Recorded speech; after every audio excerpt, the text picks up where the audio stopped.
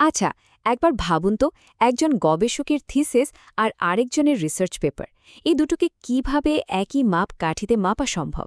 মানে কিভাবে নিশ্চিত করা যায় যে মূল্যায়নটা একদম ন্যায্য হচ্ছে?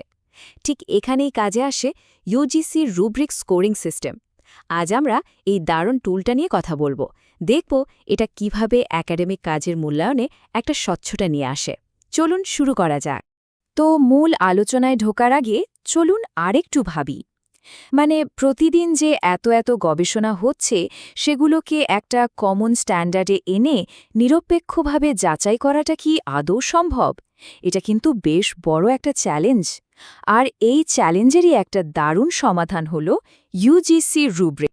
ওকে, তাহলে চলুন প্রথমেই জেনে নেওয়া যাক এই ইউজিসি রুব্রিক জিনিসটা আসলে কি, আর কেনই বা এটা হায়ার এডুকেশনের জগতে এত বেশি গুরুত্বপূর্ণ।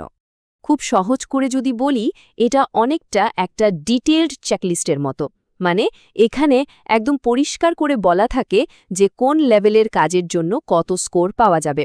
ফলে কি হয়, মূল্যায়নটা আর ব্যক্তিগত ভালো লাগা বা মন্দ লাগার ওপর নির্ভর করে না, বরং একটা নির্দিষ্ট নিয়ম মেনে চলে। কিন্তু প্রশ্ন হল, এই রুব্রিকটা ঠিক কী কারণে ব্যবহার করা হয়? এর পেছনের মূল উদ্দেশ্যগুলো কি? চলুন এবার সেটাই একটু দেখে নেওয়া যাক। এর আসল লক্ষ্য হল পুরো মূল্যায়ন প্রক্রিয়াটাকে একটা স্ট্যান্ডার্ডে নিয়ে আসা। যেমন ধরুন, এটা নিশ্চিত করে যে একটা গবেষণার কাজ সত্যিই ডক্টরাল লেভেলের কিনা, মানে কাজটার মধ্যে সেই গভীরতা বা মৌলিকত্ব আছে কিনা যা একটা পিএইচডির জন্য দরকার। এর পাশাপাশি প্রমাণের ভিত্তিতে সিদ্ধান্ত নিতেও খুব সুবিধা হয়। আর সবশেষে, যেহেতু প্রত্যেকটা স্কোরের পেছনে একটা যুক্তি লেখা থাকে, তাই পুরো ব্যাপারটা অনেক বেশি স্বচ্ছ বা ট্রান্সপ্যারেন্ট হয়ে যায়। এর কাজ কিন্তু শুধু স্কোর দেওয়াতেই শেষ না। এটা একটা স্ক্রিনিং টুলের মতো কাজ করে, যা একটা গবেষণার দুর্বল জায়গাগুলো খুঁজে বের করে, আর সেগুলোকে কিভাবে আরও ভালো করা যায় সেই পথও দেখিয়ে দেয়।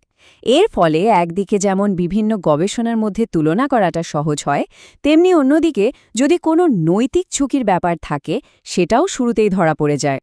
আচ্ছা, এবার চলুন দেখি একাডেমিক জগতে ঠিক কোন কোন জায়গায় এই পাওয়ারফুল টুলটা ব্যবহার করা হয়। এর ব্যবহার কিন্তু বেশ ব্যাপক। পিএইচডির টপিক ঠিক করা থেকে শুরু করে একেবারে থিসিস ইভ্যালুয়েশন পর্যন্ত, এমনকি জার্নালের জন্য পেপার রিভিউ করা বা সেমিনারের প্রেজেন্টেশন গ্রেডিং, প্রায় সব জায়গাতেই কিন্তু এই রুব্রিক ব্যবহার করা হয়। এক কথায় বলতে গেলে, একাডেমিক কাজের প্রত্যেকটা ধাপে কোয়ালিটি নিশ্চিত করার জন্য এটা একটা দারুণ সিস্টেম। তো আমরা এর উদ্দেশ্য আর ব্যবহার সম্পর্কে তো জানলাম। চলুন এবার সবচেয়ে ইন্টারেস্টিং পার্টে আসা যাক, এর স্কোরিং সিস্টেমটা আসলে কিভাবে কাজ করে। স্কোরিং স্কেলটা কিন্তু খুবই সহজ। সাধারণত ১ থেকে ৫-এর মধ্যে হয়, যেখানে ১ মানে হলো কাজটা বেশ দুর্বল, ৩ মানে মোটামুটি বা কাজ চালানোর মতো, আর ৫ মানে হলো কাজটা অসাধারণ, একদম ডক্টরাল স্ট্যান্ডার্ডের। এই সহজ স্কেলটাই কিন্তু একটা গবেষণার কোয়ালিটিকে সংখ্যায় প্রকাশ করে দেয়। যে কোনো একাডেমিক কাজকে মূলত ১০টা মূল বিষয়ের ওপর ভিত্তি করে দেখা হয়। যেমন ধরুন, টাইটেলটা কতটা পরিষ্কার, গবেষণাটা কতটা অরিজিনাল, যে মেথড ব্যবহার করা হয়েছে সেটা কতটা ঠিকঠাক, আর এথিক্যাল ব্যাপারগুলো ঠিকভাবে মানা হয়েছে কিনা, এই রকম মোট ১০টা বিষয়। এই ১০টা পয়েন্টই হল রুব্রিকের আসল ভিত্তি। আর মূল্যায়ন করার প্রসেসটাও কিন্তু কয়েকটা সহজ ধাপে হয়। প্রথমে কাজটা কী ধরনের সেটা দেখা হয়, তারপর ডকুমেন্ট থেকে প্রত্যেকটা ক্রাইটেরিয়ার জন্য প্রমাণ খোঁজা হয়। এরপর সেই প্রমাণের ওপর ভিত্তি করে স্কোর দেওয়া হয়, আর কেন সেই স্কোর দেওয়া হলো তার একটা যুক্তিও লিখতে হয়। সবশেষে টোটাল স্কোর হিসেব করে ফাইনাল ডিসিশন নেওয়া হয়। আচ্ছা, টোটাল স্কোর তো বের হলো, কিন্তু এই স্কোর থেকে আসল সিদ্ধান্তে আসা যায় কিভাবে? মানে একটা পিএইচডি টপিক কি অ্যাপ্রুভ করা হবে নাকি রিজেক্ট করা হবে? তাহলে সিদ্ধান্তটা নেওয়া হয় কিভাবে? দেখুন, নিয়মটা সাধারণত এরকম। স্কোর যদি ৮০ থেকে ১০০% মধ্যে হয়, তাহলে সেটা অ্যাপ্রুভ হয়ে যায়। যদি ৬৫ থেকে ৭৯% মধ্যে থাকে, তাহলে কিছু পরিবর্তন করে আবার জমা দিতে বলা হয়। আর স্কোর যদি ৫০%-এরও নিচে নেমে যায়, সেক্ষেত্রে টপিকটা রিজেক্টও হয়ে যেতে পারে। তো আমরা প্রায় আলোচনায় শেষের দিকে চলে এসেছি।